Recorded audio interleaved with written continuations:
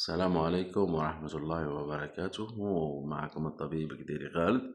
اليوم نتكلم على السعال، يعني الكحة أو الأتو.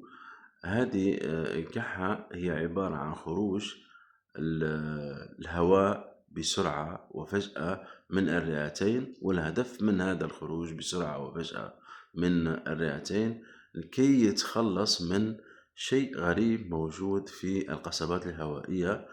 وهذا السعال ما نعالجوش بأدوية توقف السعلة، يعني نعالجوه بأدوية تعاونها على خروج الجسم الغريب من القصبات الهوائية إلى الخارج.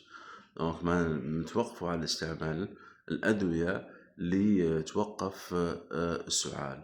دونك السعال نحتاجوه باش يخرج لنا جسم غريب موجود في الرئتين. وإن شاء الله تكون هذه المعلومة استفدتوا منها. السلام عليكم ورحمة الله وبركاته. باي.